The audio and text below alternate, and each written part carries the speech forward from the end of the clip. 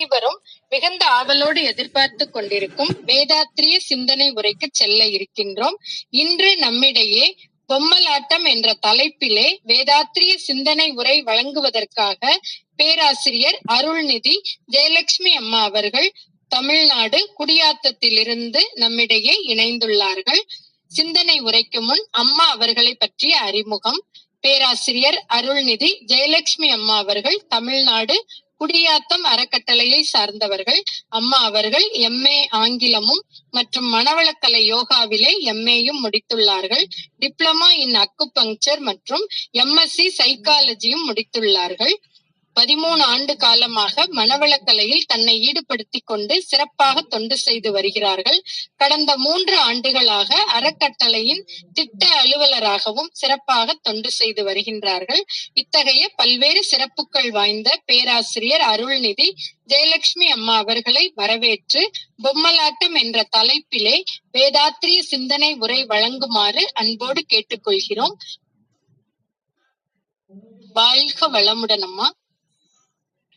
வாழ்க வளமுடன் அம்மா. நன்றிங்கம்மா. வாழ்க வையகம், வாழ்க வையகம், வாழ்க வளமுடன். குரு வாழ்க, குருவே துணை.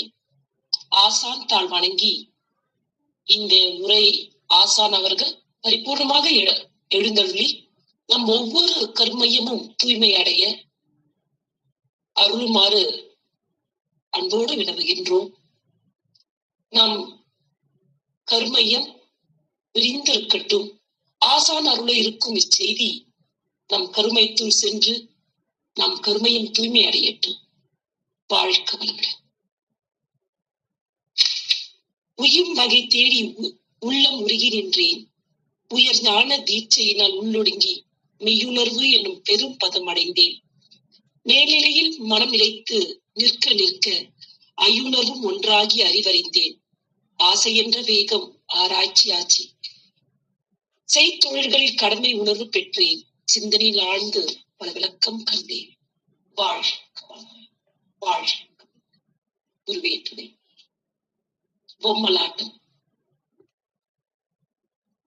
நமக்கான செய்தியை இறையருள் குருவர் மூலமாக வழங்க இருக்கும் இந்த புனிதமான நன்னாளில் வாய்ப்பளித்த நல்லுள்ளங்களை வணங்கி பொம்மலாட்டம் என்ற தலைப்பில் செல்கின்றோம். பல வருடங்களுக்கு முன்னாக நான் எங்க உறவுக்கார வீட்டுல போய் ஒரு வாரம் தங்கியிருந்தேங்க. அப்போ பக்கத்துல தியேட்டர். அங்கிருந்து டெய்லி ஒரு பாடல் கேட்டுக்கிட்டே இருக்கும். அந்த பாடலோட காரணம் எனக்கு புரியல. ஆனா இன்னைக்கு வேதாத்திரியம் படிச்ச பிறகு வேதாத்திரியம் பயணம் செய்யும் போது அந்த பாடலோட காரண காரிய விளைவு இப்படி புரியுதுங்க. என்னடா அது ஆரம்பிக்கும் போதே சினிமா பாடலோட ஆரம்பிக்க நினைக்காதீங்க. நம் செடிக்குள் செல்லும், நம் ஆத்மாவுக்குள் செல்லும் ஒவ்வொரு செய்தியும் இறையின் செய்தி. அந்த வகையில இந்த பாடலை நம்ம முதல்ல பாக்கலாங்க. ஒரு பொம்மலாட்டம் நடக்குது, ரொம்ப புதுமையாக இருக்குது. 4 பேரு நடுவிலே 100 ஒருவன் கையிலே. உண்மையிலே ரொம்ப பிரமிப்பா இருக்குதுங்க. நாம தான் பிரிச்சு பாக்குறோம். இது சினிமா பாட்டு, இது அறிஞர் பாடல், இது சித்தர் பாடல் அப்படின்னு பிரிச்சு பாக்குறோம். அது நம்ம சிற்றறிவு. ஆனா ஒவ்வொரு அசைவிலும் இறைவன் எவ்வாறு தன்னுடைய இருப்பை, தன்னுடைய இயக்கத்தை, தான் அளிக்கும் விளைவை நம் ஆத்மாக்குள் செலுத்திக் கொண்டே இருக்க முயற்சித்துக் கொண்டிருக்கின்றான் என்பது நம் அகக்கண் கொண்டு கண்டால் புரியுங்க. உண்மைதாங்க. வாழ்க்கை ஒரு பொம்மலாட்டம். நம் வாழ்க்கை ஒரு பொம்மலாட்டம். நம் வாழ்க்கையினுள் நம்மிடம் இல்ல, இறைவனிடம் மட்டுமே உள்ளது. இறைவனோட அசைவுக்கு நாம் ஆடிக்கொண்டிருக்கின்றோம். நமக்கென்று தனி அசைவென்று ஏதும் இல்லை. நல்லா குறிச்சு வச்சுக்கங்க. நமக்கென்று தனி அசைவென்று ஏதும் இல்லை. நமக்கென்று தனி அசைவு உண்டு என்று நாம் நினைக்கும் அந்த பட்சத்தில் தான் அந்த அசைவானது தன்முனைப்பு என்று பெயர் பெறுகிறது. அவனுடைய ஆட்டத்தில் தான் நாம் ஆடிக்கொண்டிருக்கின்றோம். அவன் நகர்த்தும் காய்கள் நாம். இந்த தெளிவு, இந்த விளக்கம் நம் ஆத்மா ஜீரணித்துக் கொள்ளும் போது, உலகங்கள் தெய்வமயம், காணும் உயிர் வகையாம் லட்சங்கள் தெய்வமயம், அகம் பரத்தில் உணர்வாகும் அனுபவம் பேரின்பமாகும். இதை நம் ஆத்மா ஜீரணித்துக் கொள்ளாமல் தவிக்கின்றதால் தான் நம் வாழ்வில் சிக்கல், துன்பம் அனைத்தும் நிரம்பி உள்ளதுங்க. என்னைக்கு நம்ம ஆத்மா இதை உணர்ந்திருக்குதோ, என்னைக்கு நம்ம ஆத்மா இதை ஜீரணிச்சு கொள்கின்றதோ, அன்றே நம் துன்பத்தில் இருந்து நம்முடைய ஆத்மாவை கட்டி கொண்டிருக்கும் சங்கிலில் இருந்து நாம் விடுபடுகின்றோம். உண்மைதாங்க. இது ஆட்டம் கிடையாது என்ற சத்தியத்தை ஆத்மா உணர்வும் விடுதலை கிடைக்குது. நமக்கு நம்ம சுத்தி இருக்கிற சிக்கல்கள் இருந்து விடுதலைங்க. சில சமயங்களை கவனிச்சோம்னா நம்ம வாழ்க்கை பாரமா இருக்குங்க, கடினமா இருக்கும், பாரமா இருக்கும். எங்க ஊர்ல ஒரு வார்த்தை சொல்லுவாங்க, கூட கூட வருது என் உடம்பு. எனக்கு முதல்ல ரொம்ப ஆச்சரியமா இருக்குங்க. உடம்பு சரியில்லைன்ற, எனக்கு ஜுரம் வருது, எனக்கு உடம்புக்கு முடியல. இந்த வார்த்தைய நான் குடியாத்த ஒரு சில நாட்கள்ல நான் கேட்ட வார்த்தை. எனக்கு ரொம்ப பிடிக்கும் அந்த வார்த்தை. என் உடம்பு கூட கூட வருது. என்ன அர்த்தங்க? என் உடம்பு பாரமா இருக்கு. இப்ப நமக்கு எப்படி இந்த வாழ்க்கை நம்ம கூட கூட வருது.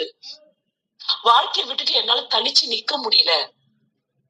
என் வாழ்க்கை என் கூட கூட வர்றதால என் வாழ்க்கை நமக்கு சுமையா இருக்கு, பாரமா இருக்கு. எப்பதான் இது இறக்கி வைப்போம்னு தோணுது இல்லைங்களா? எத்தனை பேருக்கு சொல்ல முடியாதுங்க. ஒவ்வொருத்தருக்கும் இந்த அனுபவம் கிட்டுங்க. ஏன் இந்த பாரம், ஏன் இந்த சுமை? எல்லாருமே இந்த கதை, ஆன்மீக பயணத்துல இந்த கதையை கேட்டிருப்போங்க. ஒரு ஞானி சொன்னாரு, நம்ம எல்லாம் ட்ரெயின்ல போறோம். ட்ரெயின்ல போகும்போது நம்ம ஒரு கதையாவே சொன்னாருங்க. ட்ரெயின்ல போறவர் அவருடைய சுமையை தூக்கி அவர் தலையில வச்சுட்டாராங்க. கூட வந்திருக்க கேக்குறாரு, ஏப்பா ட்ரெயின் தான் உனக்கு தூக்கிட்டு போதே, அந்த சுமை ஏன் நீ தலையில வச்சுக்கிற? கீழே இறக்கிட்டு போ. இல்ல இந்த கீழே வச்சுட்டா அந்த சுமைய யார் தூக்கிட்டு போறது? என் சுமைய நான் தான் தூக்கணும். இது எவ்வளவு பெரிய அறியாமை இல்லைங்க? ட்ரெயின் எல்லாரையும் தூக்கிட்டு போகுது, ஆனா நம்ம சுமையை தூக்கி தலையில வச்சுட்டு இருக்கோம். நாம தான் தூக்கிட்டு போறோம்னு நினைச்சுக்கிட்டு. இதேதாங்க நம்ம வாழ்க்கையிலயும்.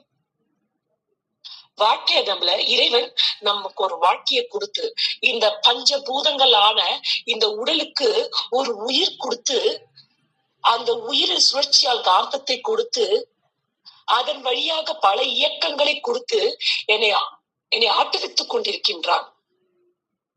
அவனின்றி ஓரளவும் அசையாது. என்னை படைத்த அவனுக்கு மட்டுமே தெரியும் இந்த ஆத்மாவுக்கு என்ன வேண்டும் என்று. இதில் ஒரு கடுகு கூட எனக்கு தெரியாது, ஒரு அணுவளவு கூட எனக்கு தெரியாது என் ஆத்மாவுக்கு என்ன வேண்டும் என்று. இறைவன் மட்டுமே அறிவான். ஏனென்றால் இந்த ஆத்மாவை படைத்தது அந்த இறைவன் என்று வேறு யாரும் இல்லை.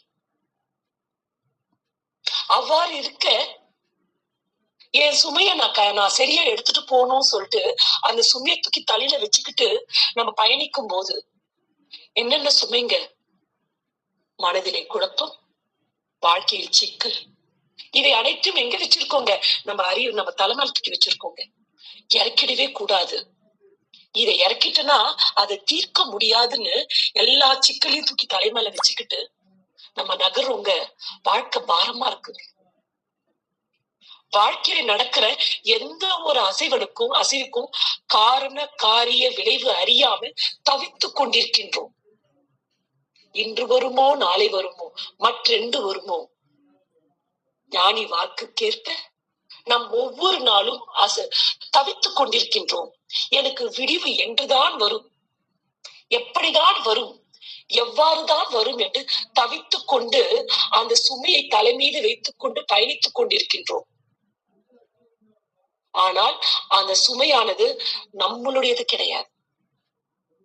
நம்மை ஈன்ற அந்த பேராற்றலுடையது, அந்த பேரறிவுடையது, அந்த பாய்ம பொருளுடையது. ஆனா நம்ம பாருங்க, எவ்வளவு குறுகி நாம அது என்னுடையது, நான் தான் தீர்க்க வேண்டும். இறைவனுக்கு எப்படி தெரியும்? God, only I know to live my life. Yes, நம்ம வாழ்க்கைய நமக்கு மட்டும்தான் வாழ தெரியும் என்று நினைத்துக் கொண்டிருக்கின்றோம்.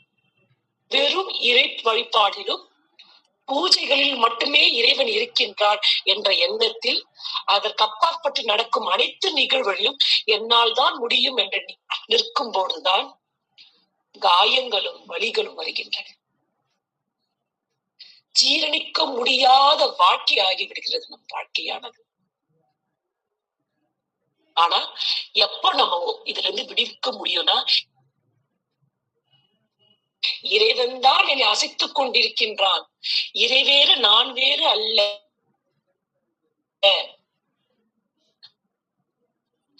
காத்து என்னை அசைத்துக் அவனின்றி என் உடலிலும் எண்ணத்திலும் இயற்கையிலும் இதை இன்னொரு பாவிஞர் கண்ணதாசன் இந்த அணுவும் அசையார் ஒருவர் ஆடாதாரே கண்ணா, ஆசை என்னும் தொட்டிலே ஆடாதாரே கண்ணா, நீ நடத்தும் நாடகத்தில் இதுவும் ஒன்று. நல்லா கேட்டுக்கங்க, நீ பல நாடகங்கள் நடத்துகிறாய் இறைவா. அப்போ என்னில் வரும் துன்பங்களும் நீ நடத்தும் நாடகத்தில் ஒன்று. எந்த நோக்கத்துக்காக இந்த ஆத்மாவை பிரசவித்தாயோ அந்த நோக்கம் ஈடேறுவதற்காக என்னை சுற்றியும் எனக்குள்ளும் என்னை சுற்றியும் நீ நாடகத்தை நடத்துகின்றாய், அணுவை அசைக்கின்றாய். என்னை சுற்றி உள்ள அணுக்கள் அசைவதற்கான காரணமே என்னுடைய ஆத்மா தூய்மை அடைவதற்காக என்பதை நாம் மறந்து விடுகின்றோம்.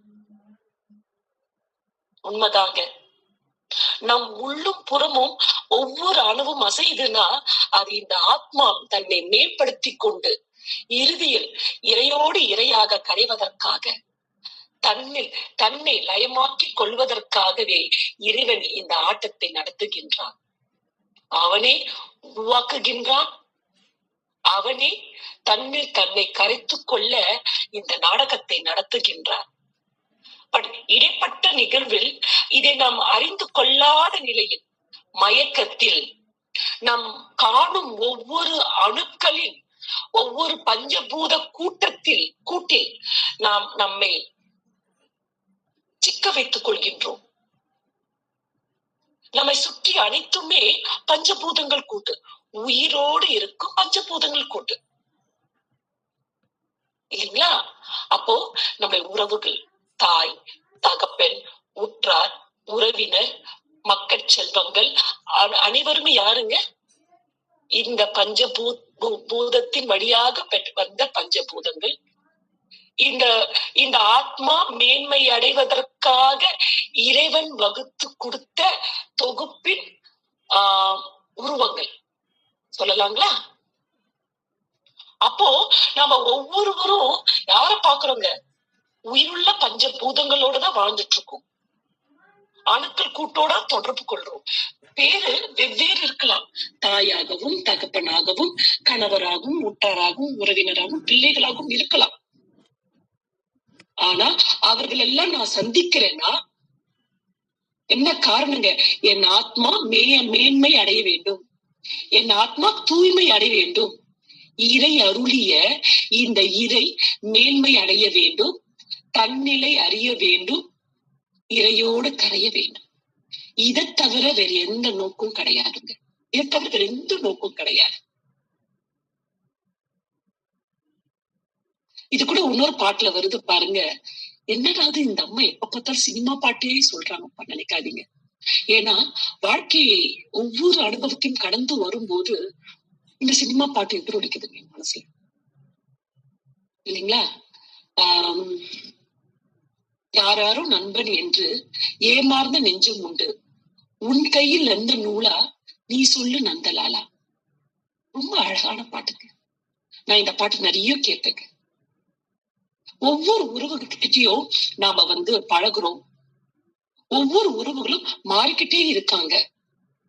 முதல்ல அன்பா இருப்பாங்க, அதுக்கப்புறமா கொஞ்சம் பகை வரும், அதுக்கப்புறமா கொஞ்சம் பற்று வரும், அதுக்கப்புறம் கொஞ்சம் பிரிவு வரும். அந்த பிரிவு மீண்டும் அன்பாக மலரலாம், இல்லையே அந்த பிரிவு நிரந்தரமாகவும் அமையலாம். எத்தனை பேரை வாழ்க்கையில பார்த்திருப்போங்க. கணவன் மனைவிக்குள்ள, தாய் மகளுக்குள்ள, தந்தை மகனுக்குள்ள, குழந்தைகள் தாய்க்குள்ள, இல்லைங்களா? நட்புக்குள்ள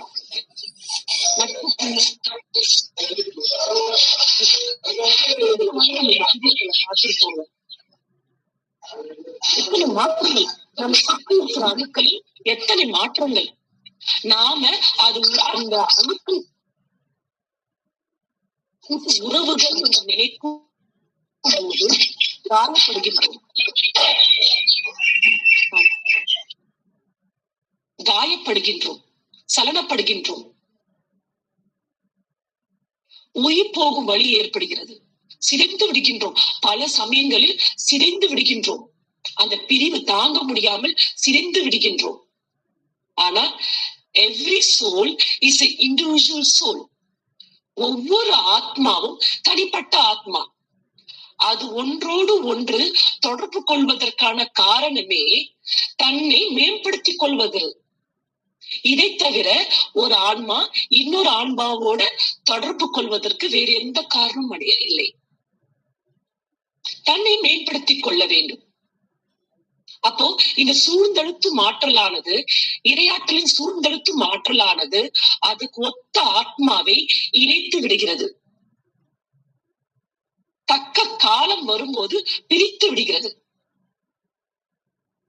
மீண்டும் காலம் ஏற்பட்டால் அதை நிரந்தரமாக பிரித்து விடுகிறது. ஒரு Swamiji கொடுத்திருப்பாருங்க, the entire universe is nothing but repulsive force and its fluctuations. இல்லைங்களா? அப்போ கூடுதலும் பிரித்தலும் இதுதான் பிரபஞ்சமாக இருக்கு. அப்போ இந்த சுத்தவெளியானது ஒவ்வொரு ஆத்மாவின் தரத்திற்கேற்ப, ஒவ்வொரு ஆத்மாவில் அடங்கியுள்ள பதிவுக்கேற்ப ஒவ்வொரு ஆத்மாவையும், தன்னை சுற்றி உள்ள அணுக்கள் கூட்டான ஒவ்வொரு ஆத்மாவையும் அதன் நெருக்கத்தில் சென்று சேர்க்கிறது. அந்த ஆத்மாவானது எந்த காரணத்துக்கோசம் நம்ம கிட்ட வந்ததோ அந்த காரணமானது பரிபூர்ணம் அடையும் போது, முழுமை அடையும் போது ஆட்டோமேட்டிக்கா அங்கிருந்து அந்த ஆத்மா பிரிந்து விடுகிறது. உதாரணமா எடுத்தோம்னா, ஒரு ஃப்ரெண்ட் இருக்காங்க. அந்த ஃப்ரெண்டு நம்ம கிட்ட ரொம்ப நல்லா பழகுவாங்க. அவங்க இல்லாம நாம இல்ல அப்படின்னு ஒரு நல்லா பழகுவாங்க. அவங்கதான் நம்ம சுவாசம் வாழ்ந்துட்டு இருப்போம். அவங்க மூலமா பல நன்மைகள் நம்ம கிடைச்சிருக்கோம். நம்ம நிறைய இடங்களை மேன்மை அடைஞ்சிருப்போம். நம்ம மூலமா அவங்களுக்கு பல நன்மை கிடைச்சிருக்கோம். அதன் மூலமா அவங்க வாழ்க்கையில மேன்மை அடைஞ்சிருப்பாங்க. இது ஓருடல் ஈருடல் ஓருயிர் மாதிரி ஒரு திக் ஃப்ரெண்ட்ஷிப். நம்ம எத்தனை பேர் சொல்றோம் we are thick friends அப்படின்னு சொல்லிப்போம் இல்லைங்களா? அது மாதிரி ஒரு வாழ்க்கைய வாழ்ந்திருப்போங்க. ஆனா திடீர்னு என்ன நடந்தோ தெரியல, திடீர்னு நம்ம வாழ்க்கையிலயோ அவங்க வாழ்க்கையிலயோ நடுவுல ஒருத்தர் வருவாங்க. கோடு போட்ட மாதிரி நடுவுல ஒருத்தர் வருவாங்க. அவங்க வந்த உடனே ஒண்ணு நம்ம கிட்ட மனமாற்றம் ஏற்படும், இல்ல அவங்க கிட்ட ஒரு மனமாற்றம் ஏற்படும். நாமளோ அவங்களோ ஒருத்தர் இல்ல ஒருத்தர் விலகி நிக்க பார்ப்போம். நம்ம நினைச்சிட்டு இருப்போம் இவங்க நல்லா தானே பழகுனாங்க, ஏன் நம்ம கிட்ட இருந்து விலகி நிக்கிறாங்க. நம்ம என்ன பண்ணுவோம், மீண்டும் மீண்டும் அவங்க கிட்ட நெருங்க ட்ரை பண்ணிக்கிட்டே இருப்போம். அவங்க என்ன பண்ணுவாங்க, எண்ணத்தாலேயோ சொல்லாலேயோ செயலாலேயோ நம்மள புறக்கணிச்சுக்கிட்டே இருப்பாங்க. நமக்கு புரியவே புரியாது. போன வாரம் வரைக்கும் நல்லா பேசினாங்களே, போன வாரம் நல்லா பேசினாங்களே, திடீர்னு ஏன் என்ன உதாசனப்படுத்தணும்? அதுக்கான காரணம் தேடி பார்த்தோம்னா காரணமே இருக்காது, பெரிய காரணமே இருக்காது. நம்ம ஒரு படத்துல பார்ப்போம் இல்லைங்களா, விஜய் சேதுபதி அவர் ஒரு படத்துல பார்ப்போம். அந்த பால் நேரா வந்தது, கையில பிடிச்சோம், தலை அப்படியே பிடிக்க போன, கீழே விழுந்துட்ட, வண்டையில அடிபட்டுச்சு. இத திருப்பி திருப்பி சொல்லிட்டு இருப்பாரு. அதே மாதிரிதான் நம்ம அவங்க வீட்டுக்கு போனோம், அவங்க கிட்ட நல்லாதான் பேசணும். திடீர்னு ஏன் அப்படி பேசுனாங்க? நான் ஒரு வார்த்தையும் பேசலையே, திடீர்னு அந்த காயப்பட்ட நானு திருப்பி திருப்பி அசை போட்டு பார்ப்போம். அதற்கு காரணமே புரியாது. அவங்களுக்கும் இந்த ஒரு நட்பு நெருக்கம் வந்த பிறகு நம்ம விட்டு ஏன் விலகுறோம்னு காரணமே புரியாது. என்னவோ தெரியல, இவங்களை பார்த்தோன்னே அவங்க கிட்ட பழகணும் எனக்கு தோணல. அதே மாதிரி நினைப்பாங்க. அங்க ஒரு பிரிவு ஏற்படும். நம்ம மீண்டும் மீண்டும் நினைக்கும் போது காயங்கள் மட்டுமே ஏற்படும், விரிசல்கள் மட்டுமே ஏற்படும். இதுக்கு என்ன காரணம் ஆராய்ச்சி பண்ணா தப்பு அவங்க மேல இருக்குங்களா? காயங்கள் அங்கிருந்து கண்டிப்பா கிடையாதுங்க. காயங்கள் இறைவனால் கூப்பட்டது, இறைவனால் கொடுக்கப்பட்டது. இத்தனை காலம்தான் இவர்கள் வழியாக உனக்கு இந்த நன்மைகள் என்னோடு இணை வைத்தேன். அந்த நன்மைகள் கிடைத்தது. அந்த நன்மைகள் மூலம் உனக்குள் ஒரு தெளிவு பிறந்து விட்டது. இனி இந்த ஆத்மா உன்னுடைய ஆத்மா கிடையாது, அது வழி வேறு வழியில் செல்ல போகின்றது. உனக்கான ஆத்மா உன் கருமையத்துக்கு ஒத்த ஆத்மாவை இப்பொழுது உன்னிடம் அனுப்புகின்றேன். அப்பாக்கு போகும்போது நமக்கு வேற இடத்துல வழி கிடைக்குங்க. இப்படி இதுதாங்க வாழ்க்கை. எல்லார் வாழ்க்கையிலையும் இத சந்திக்காம நம்ம பயணம் பண்ண மாட்டோங்க. இந்த சூழ்நிலையை சந்திக்காம இந்த உடலை விட்டு இந்த ஆத்மா பிரியாதுங்க. நான் ஒரு நட்புன்னு சொல்லியிருக்கேங்க. இது கணவன் மனைவி உறவுகளாலும் இருக்கலாம், மகன் தாய்மை உறவுகளாலும் இருக்கலாம். நம்ம குழந்தை சொல்லும் இல்லைங்களா, 18 வயசு ஆகுங்க, ஒரு 15 வச்சுக்கோங்க. இப்ப ரொம்ப பசங்க அட்வான்ஸ்டா இருக்காங்க. 15 வயசு வச்சுக்கணும். 15 வயசு வரைக்கும் சீராட்டி பாராட்டி என் குழந்தைக்கு இது வேணும், அது வேணும், இப்படி வேணும், அப்படி வேணும், பார்த்து பார்த்து செய்வாங்க. இந்த ஒரு 17, 18 வயசு வருதுங்க, பிள்ளைங்க, அம்மா நீ தலையிடாதம்மா, என்னால என் வாழ்க்கை வாழ முடியுமா, ரொம்ப தலையிடாதம்மா. அங்கதாங்க தாய்மை காயப்படுது, தாய்மை ரணப்படுது. ஐயோ, என் குழந்தைய பொத்தி பொத்தி பார்த்தனே, பாராட்டி சீராட்டி வளர்த்தனே, இன்னைக்கு என் குழந்தை என் நெஞ்சிலேயே அடிக்குதே, என்ன வானா தள்ளி நில்லு சொல்லுதே அப்படின்னு நினைப்போம். அதுவும் இறை செய்தி. அந்த குழந்தை வளர்ந்து விட்டது. இறைவன் எவ்வாறு சுவாமி சொல்லியிருக்காரு, எனக்கென்று ஒரு குல்லா கொடுத்து அதை என்னை வாழ வைத்தானோ அவ்வாறேதான் என் குழந்தைக்கும் ஒரு குல்லா கொடுப்பான். எவ்வாறு எனக்கென்று ஒரு அனுபவம் கிடைத்ததோ அந்த அனுபவமானது என்னை தெளிவாக வாழ வைத்ததோ அவ்வாறே என் குழந்தைக்கும் கொடுப்பான். ஆனா அந்த அனுபவம் வந்துடக்கூடாது என் குழந்தைக்கு. ஏன்னா அந்த அனுபவம் வந்தா எவ்வளவு காயப்படும் தெரியும் நமக்கு. ஏன்னா நம்மளாம் காயப்பட்டிருக்கோம். என் குழந்தைக்கு அந்த அனுபவம் கிடைச்சிடக்கூடாது, அது எப்படியாவது பொத்தி பாதுகாக்கணும்னு நினைக்கிறோம் பாருங்க. அங்க இறைவன் குழந்தை முகம் மூலமாக பேசுவான் நம்மிடம். நாம் கேட்பது நம் குழந்தையின் குரல் அல்ல, நம் நட்பின் குரல் அல்ல, நம் உறவின் குரல் அல்ல. நாம் கேட்பது அனைத்தும் அருட்பேராற்றலின் அன்பு குரல். நீ விலகுமா, பாத்துக்கிறேன், கண்ணு காயப்படுவ, பரவாயில்லம்மா, நான் அனுபவிச்சு தெரிஞ்சுக்கிறேம்மா. உனக்கு காயம் வந்ததால எனக்கும் காயம் வரணும்னு அவசியம் இல்லம்மா, என்னால என் வாழ்க்கைய வாழ முடியுமா, நான் பாத்துக்கிறேன். அப்ப குழந்தைங்க இதை சொல்லியிருப்பாங்க இல்லைங்களா? இது குழந்தைங்க சொன்னதா?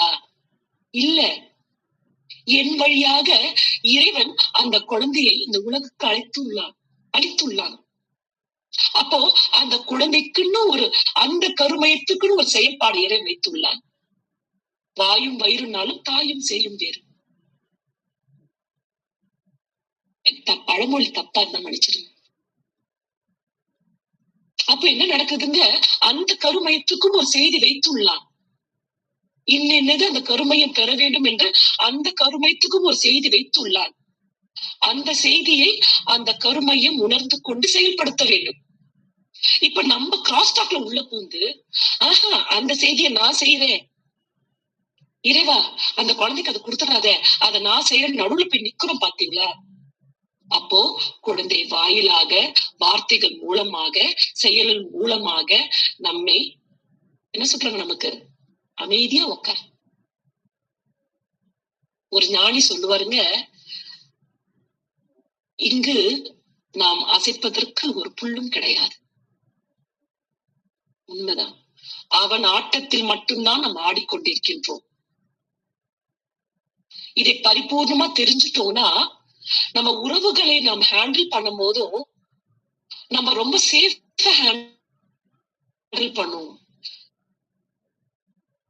பற்றோடு இல்லாமல் கடமை உணர்வோடு அவர்களுக்கு நாம் என்ன செய்ய வேண்டும்,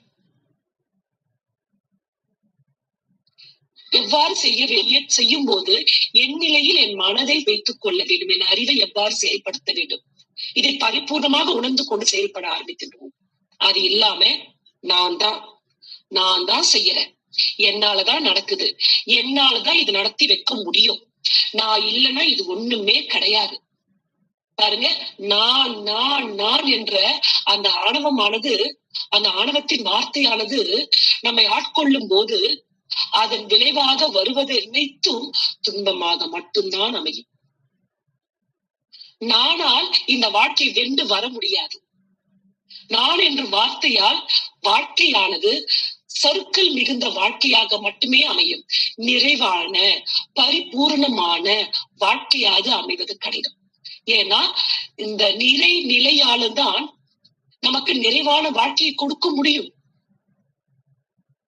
இந்த குறைப்பட்ட அழிவால் இந்த வாழ்க்கைக்கு வழி காட்ட முடியாது.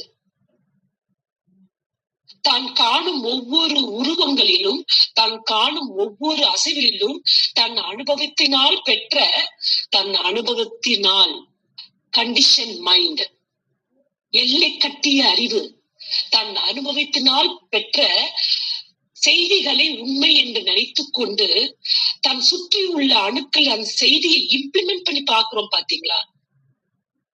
அங்கதாங்க நமக்கு குழப்பம் வருது. நம்ம சிந்தனைக்கு தாண்டி நிறைய விஷயங்கள் இருக்குங்க. அது இறைவன் மட்டுமே அறிவாங்க. சுவாமிஜி சொல்றாரு, எண்ணறிய ஆயிரங்கள் எண்ணங்கள் என்னுள்ளத்தே எழுகின்ற விந்தையினே யார் அறிவார். மீண்டும் ஒரு இடத்துல, ஆட்சியின்றி ஆளுகின்ற ஐயன் திருப்பொருளால் அன்னை கருப்பை விடுத்து அடைந்து விட்டேன் மண்ணுலகை. ரொம்ப அழகான விஷயங்க. ஏன்னா அந்த எந்த எண்ணங்கள் எனக்குள்ளே எழ வேண்டும், நான் எவ்வாறு அந்த எண்ணங்களை கடந்து பயணிக்க வேண்டும், இது அவன் கையில் தான் உள்ளது. ஒரு முறை ஒரு எண்ணத்தை கொடுத்துட்டானா அந்த எண்ணத்துக்கு ஒரு விடிவு காலம் ஒண்ணு இருக்கு. அதை விட்டு நம்ம வெளியேறக்கூடிய காலம் ஒண்ணு இருக்கு.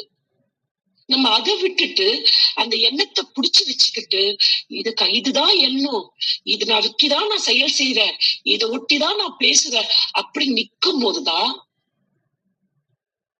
இறைவன் நம்மை அந்த எண்ணத்திலிருந்து விடுவித்துக் கொள்ள, நம்மை விடுவிக்க காயங்களையும் சுமைகளையும் கொடுக்கின்றான். இப்படி இருந்தா இப்படிதான் நடக்கும், வெளியே வரியா இல்லையா? சுவாமி சொல்லுவாருங்கள, இயற்கை என்ற பேராட்ட காரணத்தை எங்கும் எல்லா சீவர்களும் எடுத்தாடும் காய்கள் பெயர்த்து இடம் மாற்றி வைப்பான், தெரிவான் அருவான், பிழையின்றி தீர்ப்பளிக்க பெருந்தோடியாக்கும் உலகில். நாம் ஒவ்வொருவரும் அறியாமையால் அலட்சியத்தால் செய்யும் செயல்கள் அத்தனைக்கும் இறைவனோட தீர்ப்பு என்னங்க? பெயர்த்து இடம் மாற்றி வைப்பான், பீத்தெறிவான். நல்ல பிள்ளைகளா இருந்தா அருள்வான். பிழையின்றி தீர்ப்பளிக்க பிறந்தோர் யாழ் பூங்குழலி. நல்ல பிள்ளைகள் யாருங்க? யார் நல்ல பிள்ளைகள்? யார் ஒருவர் இயற்கை நீதியை உணர்ந்து இறைவன்தான் எல்லாமாகவும் தன் இறை ஆற்றல் தன்மாற்றமும் பெற்று எல்லாமாகவும் அசைவாக இருப்பது இறைத்தன்மை அன்றி வேறேதும் இல்லை என்ற சத்தியத்தை யார் உணர்கின்றார்களோ, உணர்ந்த வழி யார் வாழ்கின்றார்களோ, வாழும் வழி யார் முக்தி பெறுகின்றார்களோ அவர்கள்தான் நல்ல பிள்ளைகள்.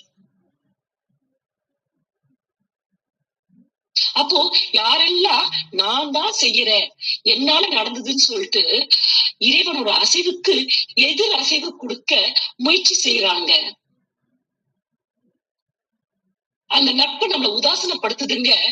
மீண்டும் மீண்டும் அந்த நட்பு தான் வேணும், அந்த நட்பு இல்லைன்னா என்னால வாழவே முடியாது, ஒரு பற்றோட அந்த நட்பை நோக்கி நோக்கி ஓடுறோம் பாருங்க. அப்போ இறைவன் அதற்கான விளைவை கொடுக்கிறான். காயங்கள், ரணங்கள் சொல்லுவாங்க இல்லைங்களா, சரியா அடிவுங்க. யாருமே இந்த உலகத்துல நிரந்தரமா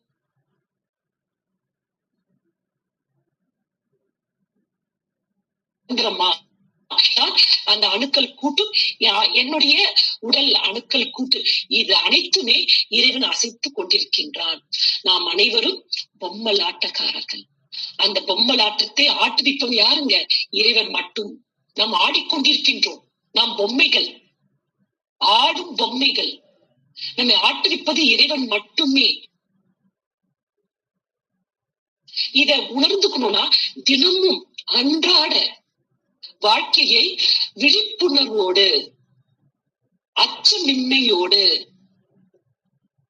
தெளிவோடு, பொற உடைமையோடு நம் வாழ்க்கையை கண்காணித்துக் கொண்டே வந்தோமே ஆனால், ஒவ்வொரு அசைவையும் கண்காணித்துக் கொண்டே, அந்த கண்காணித்தல் என்பது எவ்வாறு நடக்கும் என்றால், தவம் இயற்ற இயற்ற ஒன்றை ஒன்று நின்று அறிவை பழக அறிவிற்கு உறுதி, நுட்பம், சக்தி இது அதிகமாகும். ஏனென்றால் இந்த அறிவானது பலகீனமாக இருந்துள்ளது. தன்னுள் உள்ள பதிவுகளால் அது பலகீனமாகிவிட்டது. நாம் ஒன்றி ஒன்றி நின்று அறிவை பழக பழக அந்த அறிவுக்கு உறுதி, ஸ்ட்ரென்த், அந்த சிற்றறிவானது எங்கும் எச்சூழலிலும் பலவீனம் அடையாமல் தனக்கு இறைவன் காட்டிய பாதையில், தனக்கு இறைவன் குரு அருள் மூலம் காட்டிய பாதையில் விழிப்பு நிலையோடு பயணிக்க, பொறையுடைமையோடு பயணிக்க, அஞ்சாமையோடு பயணிக்க, தெளிந்த நல்ல அறிவோடு பயணிக்க அறிவுக்கு உறுதி கிடைக்குது, நுட்பம் கிடைக்குது. எந்த சூழ்நிலை ஆனாலும் அதை ஊடுருவி பார்த்து அதற்கான உண்மை விளக்கத்தை அறிந்து கொள்ளக்கூடிய நுட்பம் கிடைக்கும் பொழுது, ஏன் இவங்க திடீர்னு போறோம், ஒருத்தர் நமக்கு ஏதோ ஒரு பலகாரம் கொடுக்கறாங்க, சாப்பிட்டு கிளம்பினே இருக்கும். ஏன் கொடுத்தாங்க, எதற்காக கொடுத்தாங்க, எதுவுமே ஆராய்ச்சி இல்லை.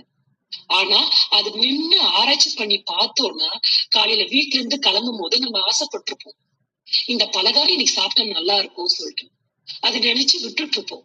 போயிட்டே இருக்கும். அந்த பொம்மலாட்டக்கார அந்த ஒத்த பொம்மைய, அந்த பலகாரம் கொடுக்கக்கூடிய ஒத்த பொம்மைய நம்ம பக்கத்துல கூட்டிட்டு வரான், ஈர்த்து வைக்கிறான்.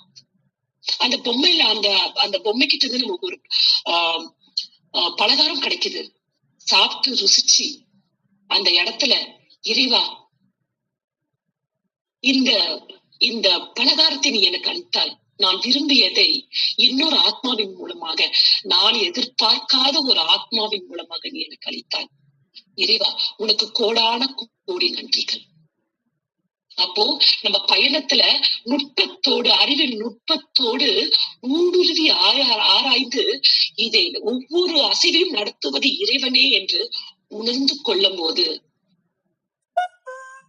நம்மளுடைய அறிவின் சக்தி, அறிவின் ஆற்றல் பெருகி வருகிறது. கொஞ்சம் யோசிச்சு பாருங்களேன். ஒவ்வொரு அசைவிலும் காரண காரியம் என்று ஏதும் கிடையாது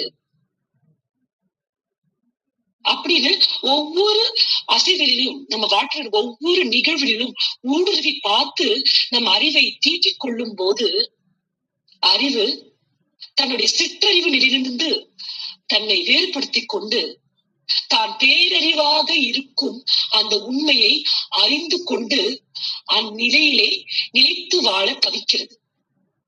அதற்கான முயற்சி எடுக்கிறது. அப்போ தவத்தால் மட்டுமே, தவத்தின் மூலமாக நம்ம பிராக்டிஸ் செய்ய இருக்கும் மௌனத்தால், இதனால் மட்டுமே நம்மால் நான் வேறு இறை வேறு கிடையாது, அவனுடைய ஆட்சியில் தான் என்னுடைய ஆட்டம் நடந்து கொண்டிருக்கின்றது, அவனால் மட்டுமே என் அசைவு இருக்கின்றது, என் தனிப்பட்ட அசைவுகளால் எனக்கு களங்கங்கள் மட்டுமே, என் ஆத்மாவுக்கு களங்கங்கள் மட்டுமே மிச்சமாகும். அவன் அசைவினால், அவனுடைய அசைவை நான் ஒபே செய்தால் மட்டுமே, நான் மதித்தால்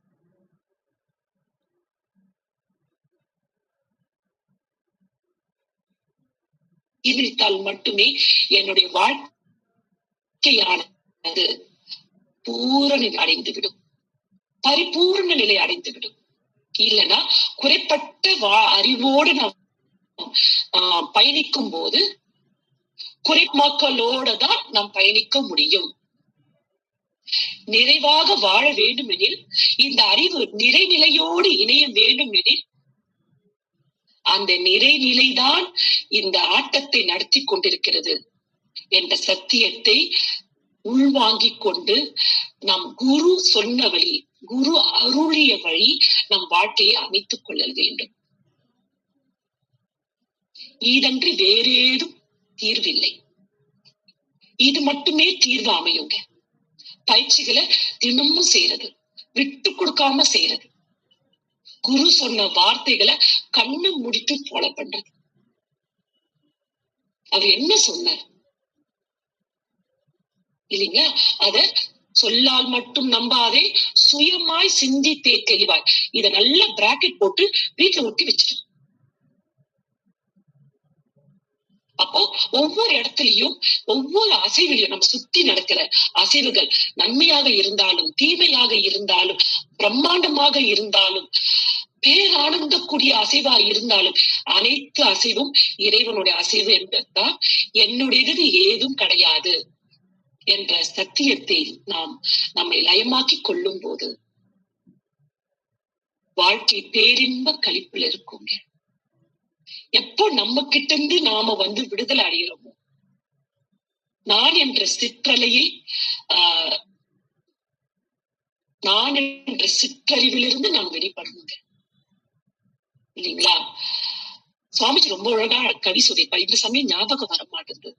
நான் என்ற சிற்றலை நான் கடந்த போது நான் நீயாய் கூறுதரும் நல்லியல்பு கண்டேன். நான் என்ற சிற்றலை, என்னோட எல்லையிலிருந்து நான் என்னை விடுதலை பண்ணிக்கணும். அது தவத்தால மட்டும்தான் முடியும். அடிக்கடி துரியாதித்தத்துல ஒன்றி ஒன்றி நின்று அறிவை பழகுவதால் மட்டுமே நடக்கும். இருநிலை தவம் தினமும் ஒரு இருநிலை தவம், தினமும் இருநிலை தவம் நம் பயில வேண்டும்.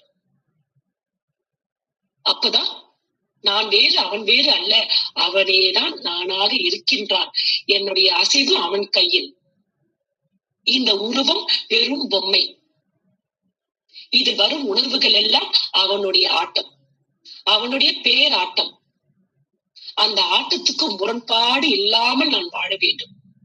முரண்பட்டேன் ஆனால் பெயர்த்து இடம் மாற்றி வைப்பான், பீத்தெறிவான்.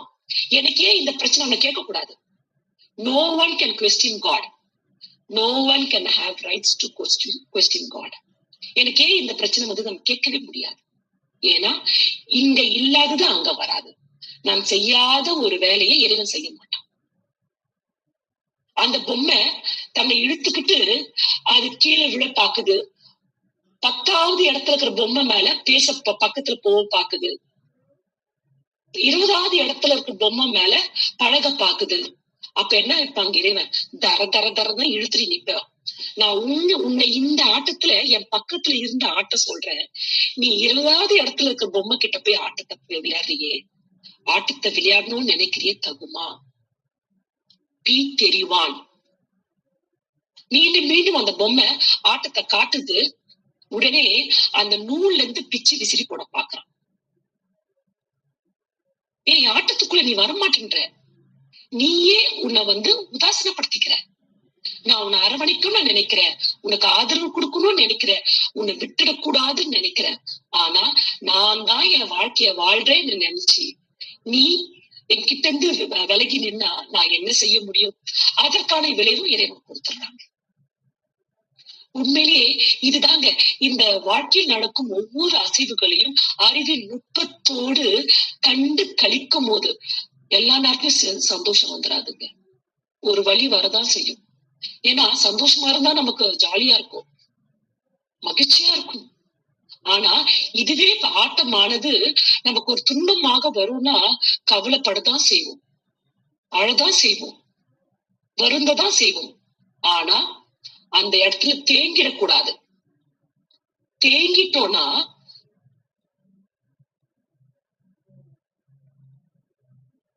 தன்முனைப்பு இன்னும் கவலையா இருக்கு, குழப்பமா இருக்கு. நான் நிறைய பேர் சொல்றோம்ல, மன்றத்துக்கு சில சமயம் வரமாட்டாங்க. எனக்கு கஷ்டமா இருக்கு, நான் மன்றத்துக்கு வரமாட்டேன். எனக்கு கவலையா இருக்க, சர்வீஸ்க்கு வரமாட்டேன். என் பிரச்சனையே என்னால தீர்க்க முடியல, நான் எங்க சொல்றது? ஒருத்தர் சர்வீஸ் கூப்பிடுறாங்கன்னா, மன்றத்துக்கு கூப்பிடுறாங்கன்னா, மன்றத்துக்கு போறது வாய்ப்பு ஒண்ணு கிடைக்குதுன்னா, நம்மளுடைய பதிவுகள் இருந்து நம்ம விடுவித்துக் கொள்ள இறைவன் அருளும் ஒரு வாய்ப்பு. நம்ம தொண்டு கூப்பிடுறாங்கன்னா நம்மை தூய்மையாக்கிக் கொள்ள இறைவன் கொடுக்கும் ஒரு வழி. இறைவன் கூப்பிடுறான், மன்றத்துக்கு வா, தவம் பண்ணு, உன்னுடைய பிரச்சனை எல்லாம் தீரும். உனக்காக ஒரு செய்தியை அந்த ஆசிரியர் மூலமாக இங்க வைத்துள்ளேன். இங்க வந்து அந்த செய்தி உனக்கு கிடைக்கும். அந்த ஆசிரியர் தான் இன்னைக்கு தகுதி படைத்திருக்காங்க உனக்கு அந்த செய்தி கொடுப்பதற்கு. அப்படி இறைவன் யார் மூலமா அழைப்பான். இல்ல என்னால மன்றத்துக்குலாம் வரவே முடியாது, நான் வீட்டுலதான் இருப்பேன், என்னால வரவே முடியாது. அப்ப அந்த செய்தி கிடைக்காது. என் பிரச்சனையே தீரலன்னா இறைவன் கொடுத்த நாளில் இறைவன் கொடுத்த ஒரு ஆத்மாவின் மூலம் கிடைக்கவிருக்கும் செய்தி நம்ம மிஸ் பண்ணியாச்சு. மறுபடியும் எப்போ நம்ம ஆத்மாவுக்கு ஒரு அந்த பதிவு நீங்கிறதுக்கான ஒரு சூழ்நிலை அமைதோ அப்பதான் அந்த டேர்ன் கிடைக்கும். அது வரைக்கும் மறுபடியும் கவலையில உட்கார வேண்டியதுதான். தொண்டு பண்ண கூப்பிடுவாங்க, என்னால இந்த ஷெட்யூல் இருக்கு, அதெல்லாம் முடியட்டும், அப்புறம் தொண்டுக்கு வர. என்ன தொண்டுக்கு கூப்பிடுறதே இறைவன் தான். நம்ம யாருங்க இறைவன் கிட்ட போய் தொண்டுக்கு ஒரு நாளை குறிக்கிறது, ஒரு சூழ்நிலையை குறிக்கிறது. இத நடந்தா அதை செய்யறேன், இறைவன் என்ன சொல்றாங்க, இதை செஞ்சா அதை நடத்துறேன். நமக்கும் இறைவன் நம்ம படைச்சிட்டு இறைவன் படுற பாடு இருக்கு பாத்தீங்களா? உண்மைதாங்க. இதெல்லாம் சொல்றியம்மா, நீ எடுத்த உடனே சரணாகதி ஆயிரியா? கண்டிப்பா கிடையாதுங்க.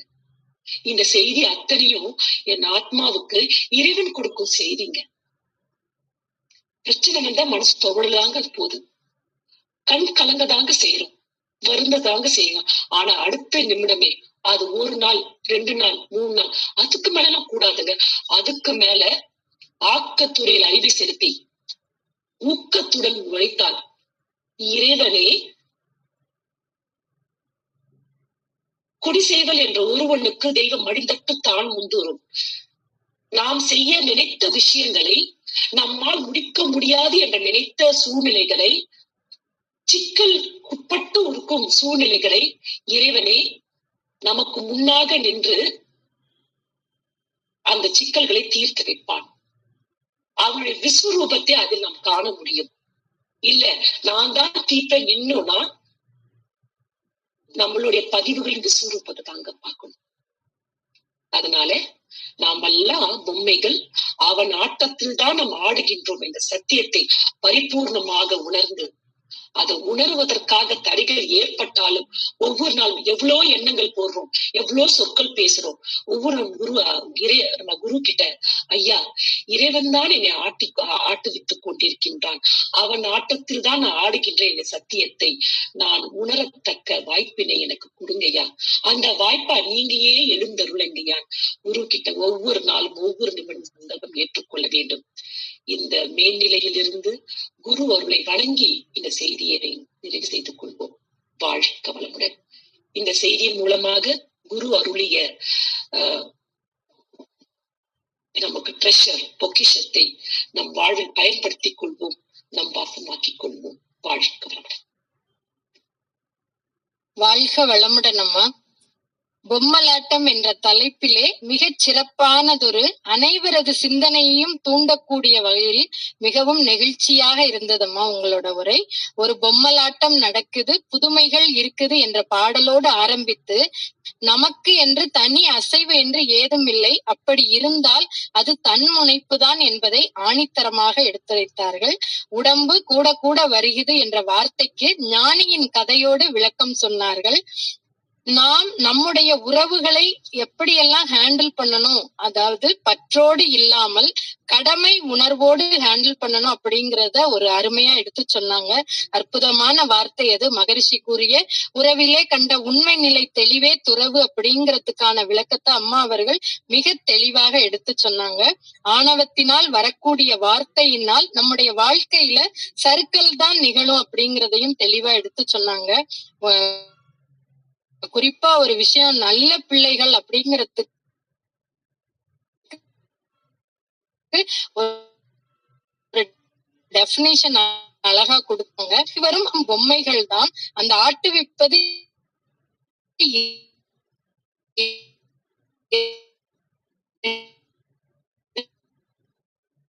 இறைவன் மட்டுமே. அப்போ தினமும் நாம விழிப்புணர்வு தெளிவு நமக்கு மிகவும் உறுதுணையாக இருக்கும் என்பதை தெளிவாக எடுத்து சொன்னார்கள். அந்த தவங்கள் செய்யும் போது நமக்கு உறுதி, நுட்பம், நம்முடைய விழிப்பு நிலை எப்போது நாம அயரா விழிப்பு நிலையோட இருப்பதற்கு மகரிஷி கொடுத்த தவ பயிற்சிகளும் மகரிஷி கொடுத்த இந்த மனவளக்கலை பயிற்சிகளும் நமக்கு பேருதவியாக அமையும் என்பதை மிக நெகிழ்வாக எடுத்து சொன்னார்கள்.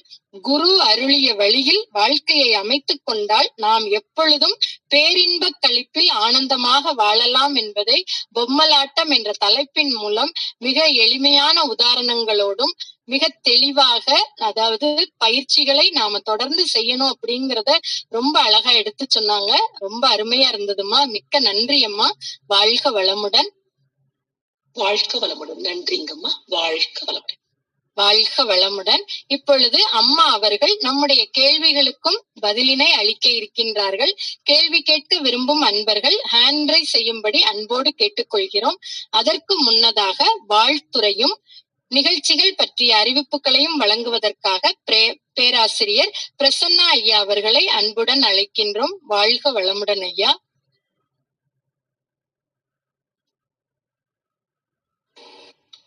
வாழ்க வளமுடன் அம்மா. வாழ்க வளமுடன் அம்மா. ஜெயலட்சுமி அம்மா. வாழ்க வளமுடன் ஐயா.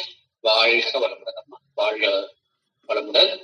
பொம்மலாட்டம் இந்த தலைப்புல ஒரு சிறப்பான உரை, ரொம்ப அருமையா இருந்தது அம்மா. வாழ்க வளமுடன்.